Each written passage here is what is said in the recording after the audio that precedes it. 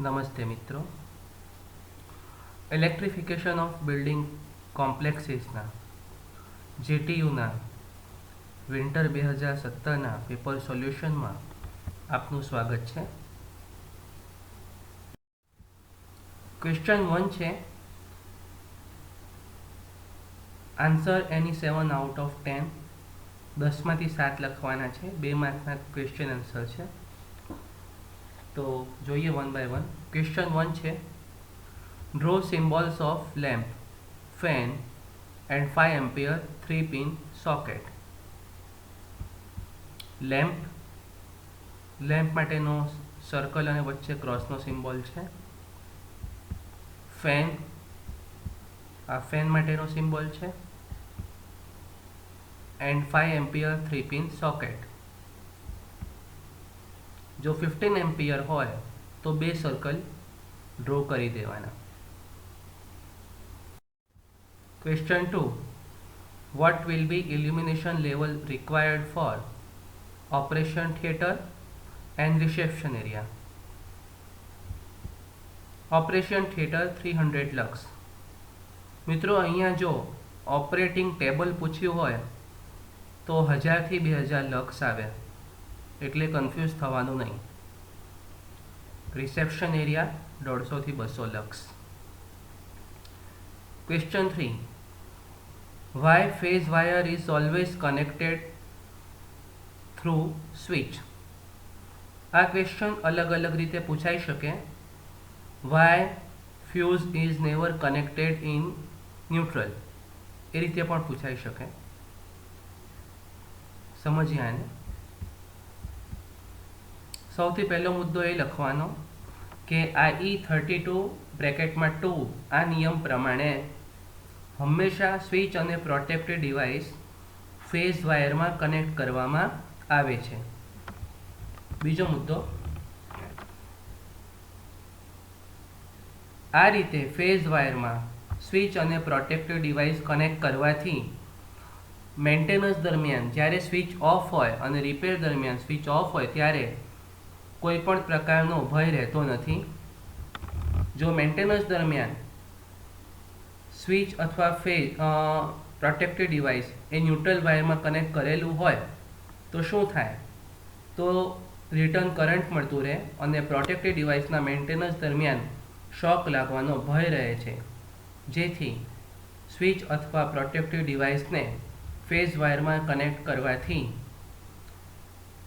શોક લાગવાનો ભય રહેતો નથી. The number of sub circuit for 5 lamp, 4 fan અને 3-5 એમ્પિયર પ્લગ પોઈન્ટ્સ. અહીંયા ટોટલ પોઈન્ટ પરથી ગણવાનું. આઈ રૂલ્સ પ્રમાણે એક સબ સર્કિટમાં 8થી વધારે પોઈન્ટ્સ કન્સિડર કરતા નથી. તેથી total number of points is equal to 5 plus 4 plus 3 is equal to 12. આને 8 વડે ભાગી દેવાના એટલે 1.5 આવે. 1.5 એટલે આપણે 2 લઈ શકીએ, એટલે 2 સબ સર્કિટ બને. Question 5, which wiring method is used for electrification of high rise building? મિત્રો વાયરિંગ મેથડ્સ પૂછી છે એટલે કેસિંગ, કેપિંગ, કોન્ડ્યુટ એ બધું અહીં નહીં લખવાનું, કારણ કે સ્પેસિફિક હાઈ રાઇઝ બિલ્ડિંગ માટે પૂછ્યું છે. તો આનું આન્સર સિમ્પલ એવું આવે કે ટ્રી સિસ્ટમ યુઝ થાય છે, અને ટ્રી સિસ્ટમમાં મોટા ભાગે રાઇઝિંગ મેઇન સિસ્ટમ યુઝ થાય છે. આ તમારું 2 માર્ક માટે આન્સર ઇનફ છે. તમને આ ફિગર યાદ હશે. આ ફિગરમાં આપણે ટ્રી સિસ્ટમ ભણ્યા હતા. તમે જોઈ શકો છો ટ્રી સિસ્ટમમાં દરેક ફ્લોર માટે સબ ડિસ્ટ્રીબ્યુશન બોર્ડ મૂકવામાં આવેલ છે.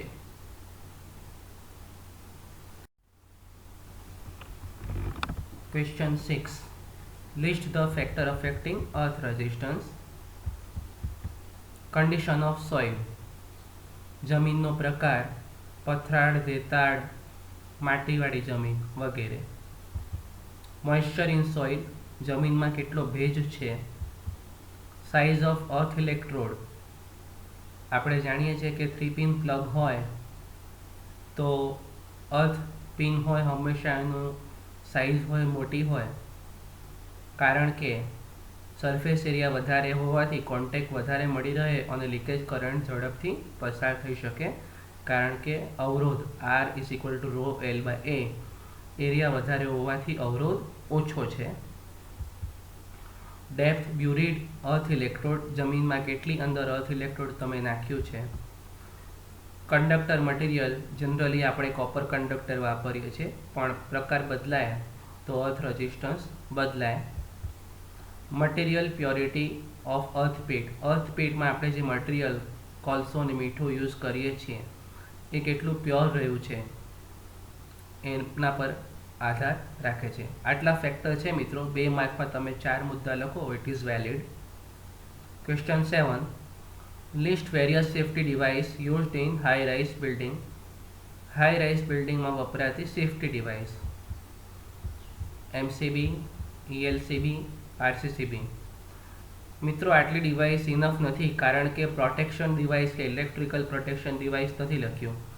સેફ્ટી ડિવાઇસ છે, હાઈ રાઇઝ બિલ્ડિંગ છે, એટલે એડિશનમાં લખવાનું CCTV, fire alarm, smoke detector.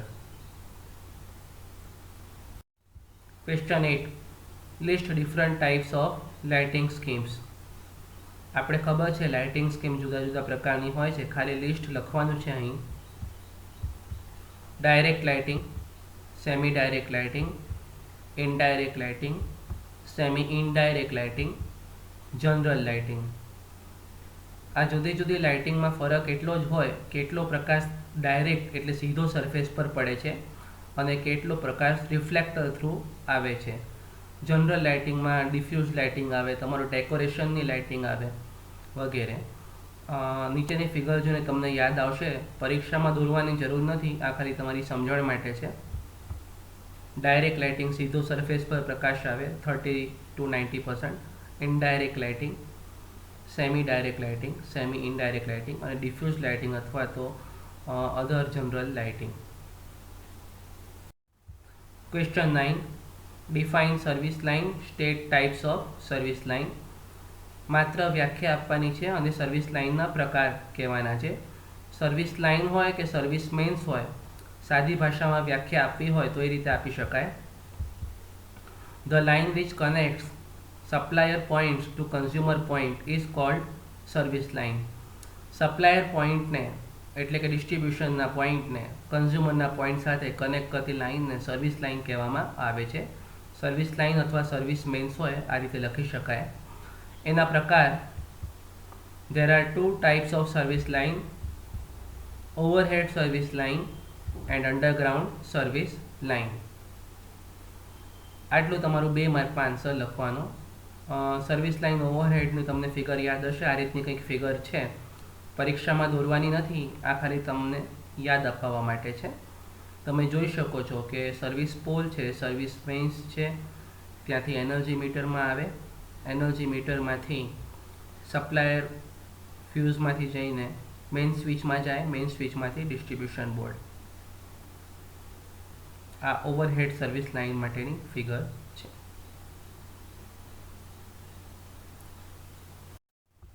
Question 10, write function of lightning arrester, state types of lightning arrester.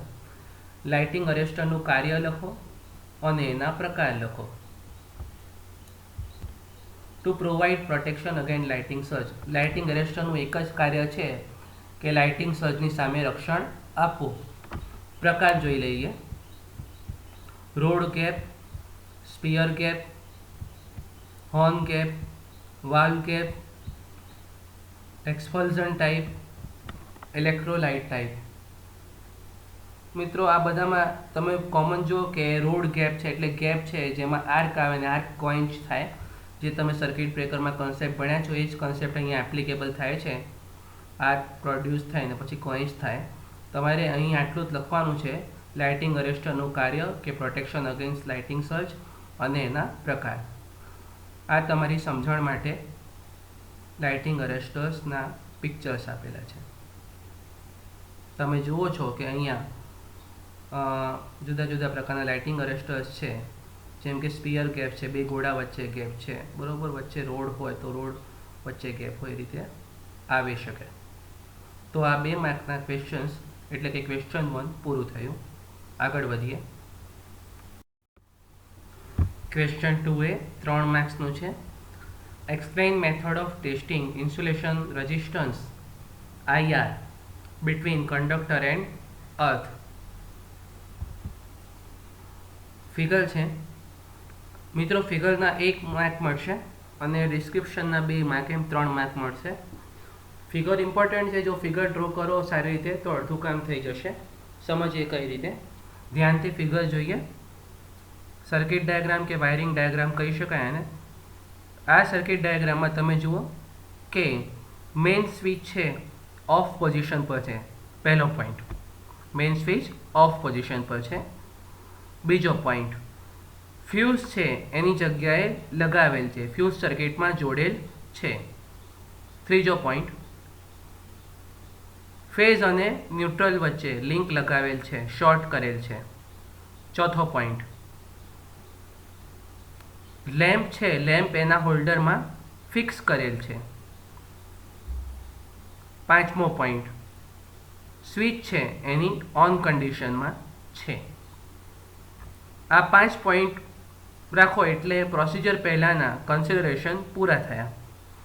ત્યારબાદ શું કરવાનું હોય આપણને ખબર છે કે કંડક્ટર અને અર્થ વચ્ચે IR મેઝર કરવાનું છે. એટલે કંડક્ટર અને અર્થ વચ્ચે એટલે કે લાઇન અને અર્થ વચ્ચે મેગર કનેક્ટ કરવાનું, મેગરનું હેન્ડલ ફેરવવાનું, રીડિંગ આવશે. આ પ્રોસિજર છે. જોઈએ આગળ.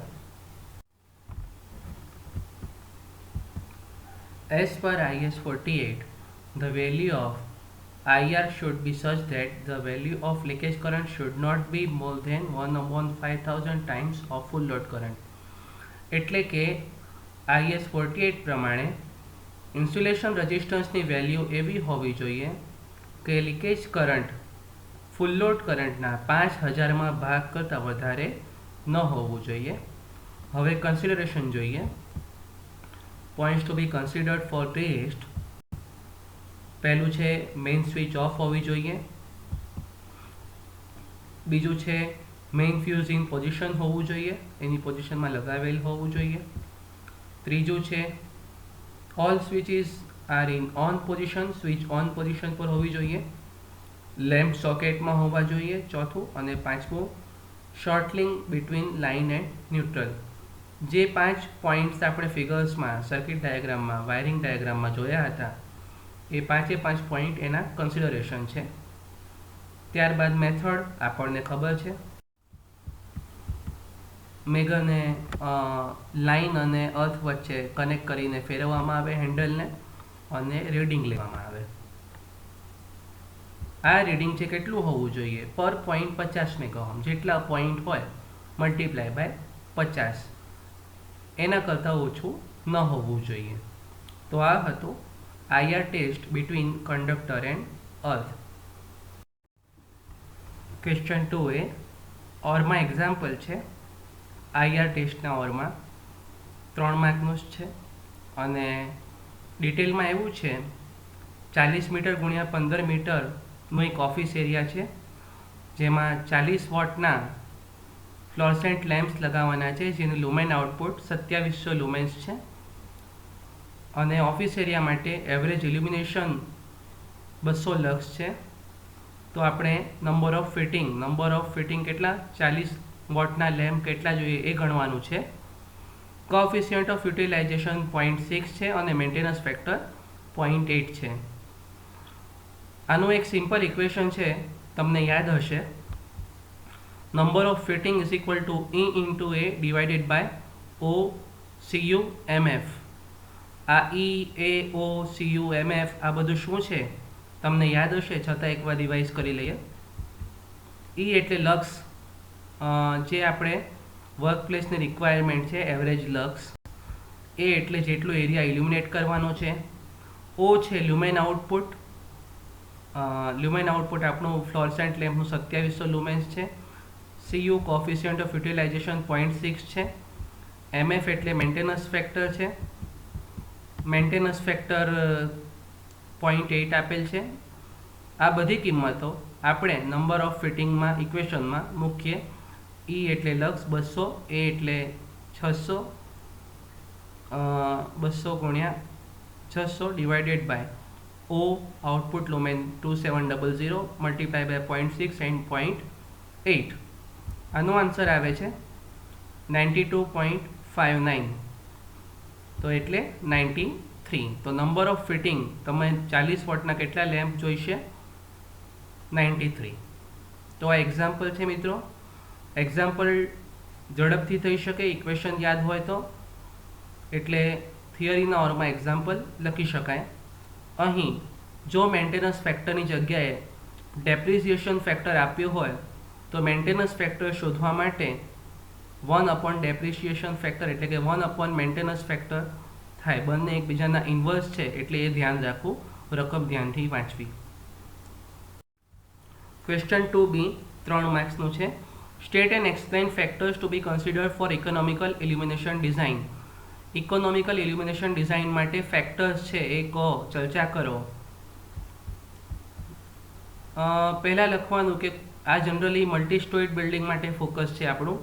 તો કે મલ્ટી સ્ટોરીડ બિલ્ડિંગ માટે, કમર્શિયલ બિલ્ડિંગ માટે, પબ્લિક બિલ્ડિંગ માટે એનર્જી કોસ્ટનું સેવિંગ ખૂબ જ મહત્ત્વ રાખે છે. કોસ્ટ મુખ્યત્વે 3 પ્રકારની હોય: initial cost, maintenance cost, energy cost. આ ત્રણેય કોસ્ટ બચાવવા માટે શું કરવાનું એ લખવાનું. ઇલ્યુમિનેશન એફિશિયન્સી એટલે કે એવા ડિવાઇસીસ, એવા ફિટિંગ પસંદ કરવાના જેની ઇલ્યુમિનેશન એફિશિયન્સી અથવા તો લુમેન્સ પર વોટ ખૂબ જ વધારે હોય, જેથી નંબર ઓફ ફિટિંગ ઓછા વપરાય. Second, space to height ratio એવું પસંદ કરવાનું જેથી ફિટિંગ ઓછા વપરાય. અને ડે લાઇટ, તમે જ્યારે કોઈ પણ રૂમ માટે ઇલ્યુમિનેશન ડિઝાઇન કરો તો ડે લાઇટનો મહત્તમ વપરાશ થઈ શકે એ પ્રમાણે ઇલ્યુમિનેશન ડિઝાઇન કરવાનું, જેથી એનર્જી કોસ્ટ એટલે લાઇટ બિલમાં બચત આવે. એટલે ઇનિશિયલ કોસ્ટ શરૂઆતમાં જ્યારે સાધનોની ફિટિંગની પસંદગી કરીએ, ઇલ્યુમિનેશન ડિવાઇસીસની, લેમ્પની કે વગેરેની પસંદગી કરીએ. મેન્ટેનન્સ, રૂટીન મેન્ટેનન્સ કોસ્ટ અને લાઇટ બિલની એટલે કે એનર્જીની કોસ્ટ. આની એડિશનમાં આપણે જોઈએ job or work function should be considered. તમારે જે એરિયાને ઇલ્યુમિનેટ કરવું છે ત્યાં એનું વર્ક ફંક્શન શું છે ત્યાં જોવું પડે. ઓપરેશન ટેબલ છે, કિચન છે, ડ્રોઈંગ હોલ છે કે ક્યાં છે. Larger area fitting should be installed at ceiling to have uniform lighting. ખૂબ મોટો એરિયા હોય તો સીલિંગ પર તમારે જ્યારે ફિટિંગ કરો તો યુનિફોર્મ તમને ઇલ્યુમિનેશન મળી રહે. ફિલામેન્ટ લેમ્પની જગ્યાએ સાદા પીળા ગોળા જે આવે છે એની જગ્યાએ CFL, હવે તો LED આપણે યુઝ કરીએ છીએ, એ યુઝ કરવાનું. અને use appropriate type of reflector.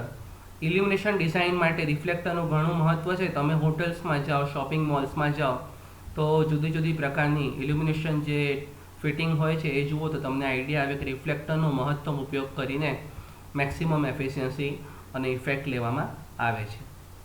તો આ હતું ઇકોનોમિકલ ડિઝાઇન માટે, ઇલ્યુમિનેશન માટે, ઇકોનોમિકલ ઇલ્યુમિનેશન ડિઝાઇન માટેના ધ્યાન રાખવાના મુદ્દા. ક્વેશ્ચન 2B અથવા 3 માર્ક્સનું છે. Prepare test sample report for machine lab of polytechnic. મિત્રો આમાં જનરલી જે ટેસ્ટ રિપોર્ટની સામાન્ય માહિતી છે એનું લિસ્ટ આપી દેવામાં આવે. તમારે શું કરવાનું, કોઈ પણ એરિયા હોય, સપોઝ ઘરનું પોચ્યું હોય તો ઘરનું એડ્રેસ લખી દેવાનું, ટોટલ કેટલા પ્રકારના લોડ છે એ લખી દેવાનો, અને જે બિલમાં નોર્મલ જે વસ્તુ આવે છે જે રેઝિસ્ટન્સ એ phase to phase resistance, phase to earth resistance, એ બધું બ્લેન્ક લખીને નીચે કોન્ટ્રાક્ટરની સાઇન એવું કરી દેવાનું. છતાં અહીંયા તમારી સમજણ માટે મેં UGVCLનો ટેસ્ટ રિપોર્ટનું સેમ્પલ લીધું છે. એપ્લિકન્ટ ડિટેલ, નામ government polytechnic Palanpur, address, registration date, contact number, contracted load, જે ઇનિશિયલ લોડ હોય જનરલી એ કોન્ટ્રાક્ટેડ લોડ કહેવાય, taluka, registration receipt, consumer category, phase, city, receipt amount, tariff, purpose, આટલી વસ્તુ લખી દેવાની. એટલે બેઝિક ડિટેલ. આ પહેલો કોઈ પણ સેમ્પલ ટેસ્ટ રિપોર્ટ હોય એમાં શરૂઆતમાં ઇનિશિયલ જે ક્લાયન્ટ હોય, કસ્ટમર હોય એની ડિટેલ આવે એ લખી દેવાની. ત્યારબાદ બિલના ફોર્મેટમાં તમારે પેપરમાં લખવાની જરૂર નથી, પણ અહીં મેં બિલના ફોર્મેટમાં બતાવેલ છે. મિત્રો, આ ફોર્મેટમાં ડિટેલ વસ્તુ છે, તમારે એક્ઝામમાં ફોર્મેટ બનાવવાની જરૂર નથી. નંબર ઓફ ફિટિંગ લખીને કેટલા વોટનું એક ફિટિંગ છે, નંબર ઓફ ટોટલ પોઈન્ટ્સ અને ટોટલ વોટેજ એ લખીને ગણતરી કરીને માત્ર લોડ ગણીને અને અધર જે પોઈન્ટ છે એટલા લખીને ગણવાના છે, મૂકી દેવાના છે. 3 માર્ક્સમાં એનાથી વધારે તમારી જોડે એક્સપેક્ટેશન નથી. હાલ અહીંયા સમજી લઈએ. 6 લાઇટ છે, ટ્યુબલાઇટ 40 વોટ, 240 એ પ્રકારે ફેન માટે છે, 360 વોટ. એ પ્રકારે single phase motor machine lab છે. જનરલી એચપીમાં હોય, વોટમાં કન્વર્ઝન કરીને અહીંયા 2500 અઝ્યુમ કરેલા છે. બહુ સ્પેસિફિક જવાની જરૂર નથી, કારણ કે ઇટ ઇઝ એસ્ટિમેશન છે, બરાબર. ઇટ ઇઝ એસ્ટિમેશન, તો તમારે રેન્ડમ તમે લખી શકો છો, but nearby. 7500 watt, 7.5 kilowatt. 5 ampere plug, આપણે 5 એમ્પિયર પ્લગ માટે એક પ્લગ માટે 100 વોટ લખીએ છીએ, એટલે 1000 વોટ. અહીં ટોટલ જુઓ તો લગભગ 9.1 કિલોવોટ જેવું થાય છે. અર્થિંગમાં લખી દેવાનું copper plate with standard parameter, એવું લખી દેવાનું કે કોપર પ્લેટ લખો કે પાઇપ લખો, ઇટ ઇઝ યોર ચોઇસ, એવું ડિટેલ લખવાની જરૂર નથી. તો આ પોઈન્ટ થયા. હવે મોટિવ લોડ એટલે મોટરના બીજા લોડ વિશે પૂછશે, એ લખી દેવાનું. જોઈએ આગળ. મોટિવ લોડ અહીં મેં લખ્યું છે 15.6 કિલોવોટ. કઈ રીતે કે એસી મશીન્સ લખ્યા છે 2.7 કિલોવોટ. જનરલી મશીન લેબમાં 3 એચપીનું મશીન હોય, કેવીએમાં જનરલી સિંક્રોનસ મશીન હોય, બરાબર છે. મેં રેન્ડમ અહીંયા લખ્યું છે 2.6 કિલોવોટના રેટિંગના 3 મશીન છે, ટોટલ 7.8 કિલોવોટ. ડીસી મશીન છે 2.6 કિલોવોટ, 3 મશીન્સ છે 7.8 કિલોવોટ. તો ટોટલ થયા 15.6 કિલોવોટના મોટર્સ, બરાબર. હવે એના પછી અહીં લખી દેવાનું કે separate ICTP is provided for 3 phase machines and ICTP for single phase machines, બરાબર.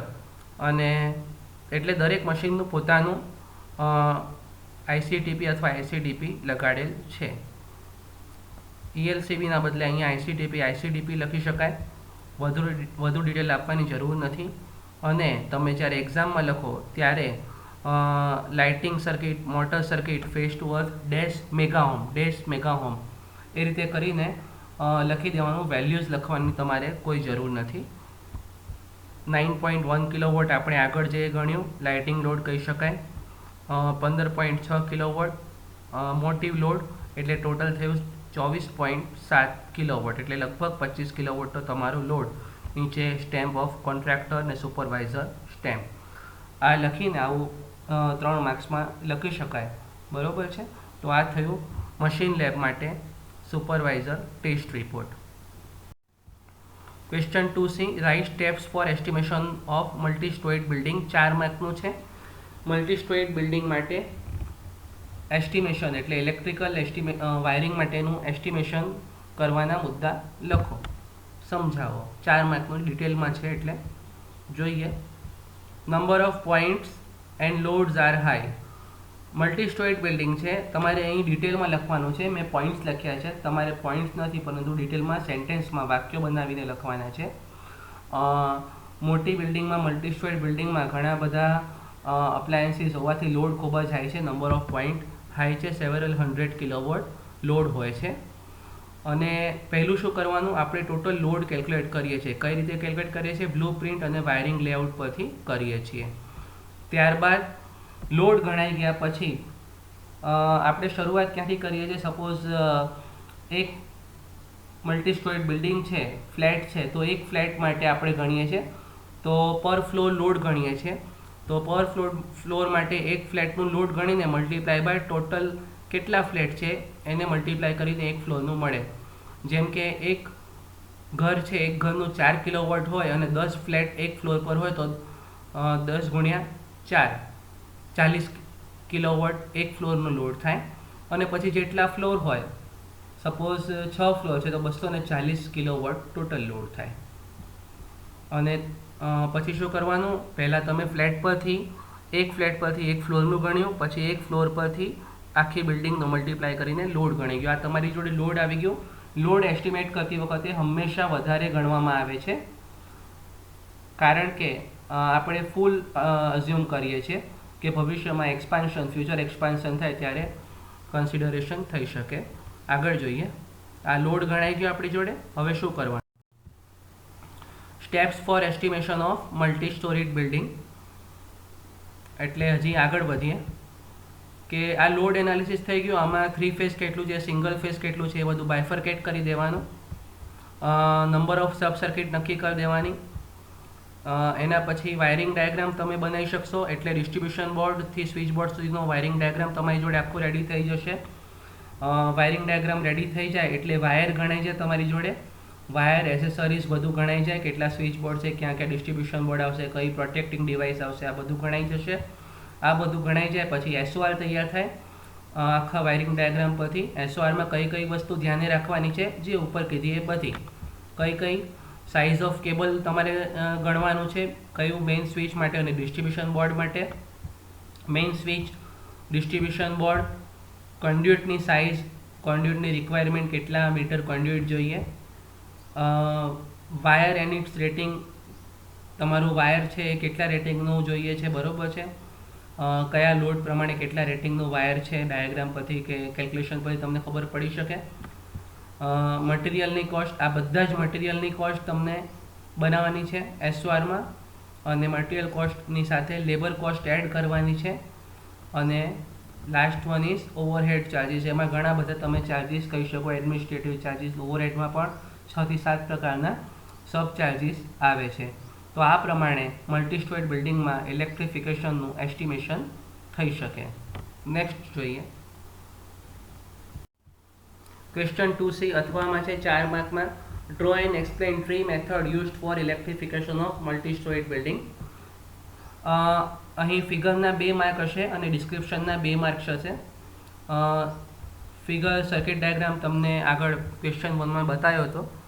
આ ટ્રી મેથડનો ડાયાગ્રામ છે. અહીં ground floor, first floor, second floor બરાબર છે એ પ્રમાણે બતાવેલ છે, પણ ગ્રાઉન્ડ ફ્લોરના 3 અંદર સેક્શન બતાવેલ છે. ગ્રાઉન્ડ ફ્લોર અને સેકન્ડ ફ્લોર બતાવેલ છે. તો અહીં તમે જુઓ છો કે 3 ફેઝ વાયર છે, આઈસીટીપી બતાવેલ છે, અને ત્યારબાદ ગ્રાઉન્ડ ફ્લોર માટે સિંગલ ફેઝ કરીને સબ મેઇન બોર્ડ ગ્રાઉન્ડ ફ્લોર બતાવેલ છે. ગ્રાઉન્ડ ફ્લોરની દિશા પ્રમાણે બાયફર્કેટ કરેલું છે. સબ ડિસ્ટ્રીબ્યુશન બોર્ડ જુદા જુદા બતાવેલ છે અહીં. એટલે કે કહેવાનો મતલબ કે જ્યારે મલ્ટી સ્ટોરેજ બિલ્ડિંગ માટે ટ્રી મેથડ યુઝ કરવામાં આવે ત્યારે સિંગલ ફેઝ અને 3 ફેઝ પ્રમાણેનું બાયફર્કેશન લેવામાં આવે. 3 ફેઝ પર લોડ ઇક્વલ લેવામાં આવે, બેલેન્સ લોડ લેવામાં આવે, અને ફ્લોની રિક્વાયરમેન્ટ પ્રમાણે સબ ડિસ્ટ્રીબ્યુશન બોર્ડમાં બસ બાર મૂકવામાં આવે અને ત્યાંથી કનેક્શન લેવામાં આવે. આનાથી દરેક ફ્લોની ઇન્ડિપેન્ડન્ટ રહેવાની ક્ષમતા જળવાઈ રહે છે, અને એક ફ્લોરના જે પ્રોબ્લેમ છે એ બીજા ફ્લોર પર એટલી અસર થતી નથી. જો તમે એક જ બસ બાર ગ્રાઉન્ડ ફ્લોર પર રાખો અને ત્યાંથી જ બધા કનેક્શન લઈ લો તો પ્રોબ્લેમ ઊભા થાય ઘણા બધા. એથી અહીંયા ઇન્ડિવિજ્યુઅલ સબ ડિસ્ટ્રીબ્યુશન બોર્ડમાં આપણે બસ બાર મૂકીને ત્યાંથી કનેક્શન આગળ લેવામાં આવે છે. આ ફિગર ડ્રો કરો સરસ મજાની, તો 2 માર્ક મળે તમને. અને થોડુંક ડિસ્ક્રિપ્શન લખી દો એટલે 2 માર્ક. 4 માર્ક બહુ સરળતાથી મળી શકે. 3 ફેઝ 4 વાયર સિસ્ટમ વપરાય છે, બરાબર છે. એના મુદ્દા થોડા લખી દેવાના. બસીસ સબ ડિસ્ટ્રીબ્યુશન બોર્ડમાં પ્રોવાઈડ કરવામાં આવે. કેલ્ક્યુલેશન જેટલું લોડ છે એ લોડના કેલ્ક્યુલેશન પ્રમાણે આપણે લગાવીએ છીએ. ક્યાં 3 ફેઝ લગાવવાના છે, ક્યાં સિંગલ ફેઝ છે, એ પ્રમાણે ડિસ્ટ્રીબ્યુશન બોર્ડમાં લગાવવામાં આવે છે. કનેક્શન ટુ ફર્ધર સર્કિટ ક્યાંથી આપવામાં આવે? ડિસ્ટ્રીબ્યુશન બોર્ડમાંથી આપવામાં આવે, સબ ડિસ્ટ્રીબ્યુશન બોર્ડમાંથી. અને દરેક ફ્લોર બીજા ફ્લોરથી ઇન્ડિપેન્ડન્ટ છે, કારણ કે આપણે કોમન બસ યુઝ નથી કરતા. એ આ ટ્રી મેથડની ખાસિયત છે. અને આ સ્કીમ છે એ મેન્ટેનન્સ અને ફોલ્ટ થાય ત્યારે ટ્રેસિંગ કરવા માટે ખૂબ જ એફિશિયન્ટ છે.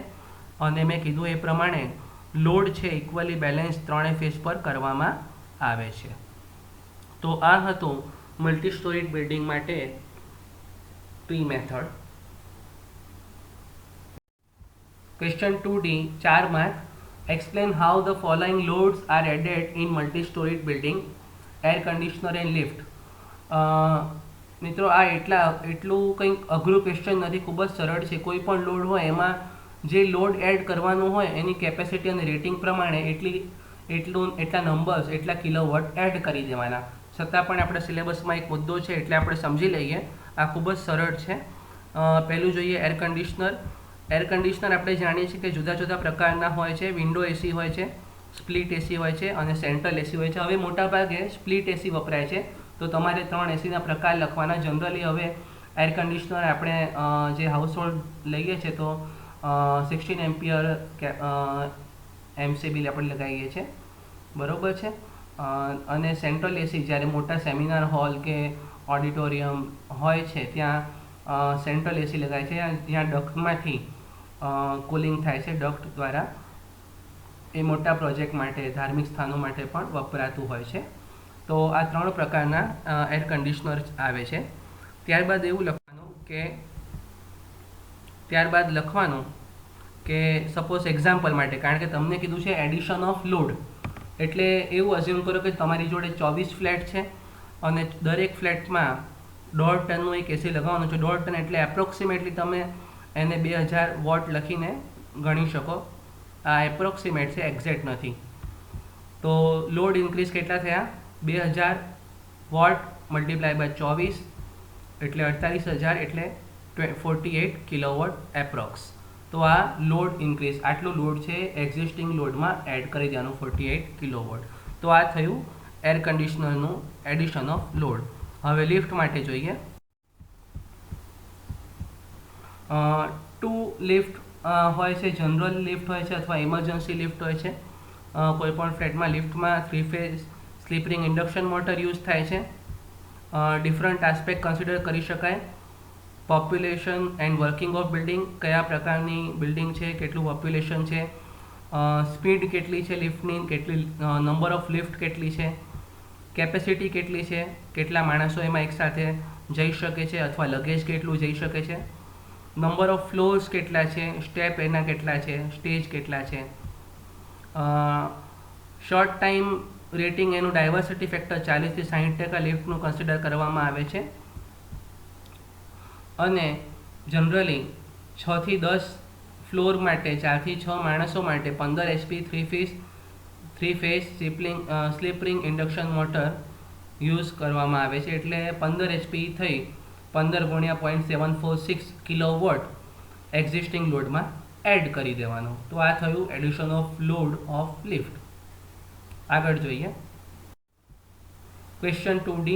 ઓર અહીં એક સરસ બહુ ફાઇન એક્ઝામ્પલ છે. જનરલી આ તમને આવડવું જ જોઈએ. આ સબ્જેક્ટનું હાર્ટ છે કે એક સબ સર્કિટ પૂછી છે, એનું વાયરિંગ ડાયાગ્રામ તમારે ડ્રો કરવાનું છે. 4 માર્કનું છે. 4 લેમ્પ્સ, 2 ફેન અને એક 5 એમ્પિયર પ્લગ. તમારા પેપરમાં વિન્ટર 2017માં 2 5 એમ્પિયર પ્લગ છે, પણ અહીં સરળતા ખાતર એક લીધેલ છે.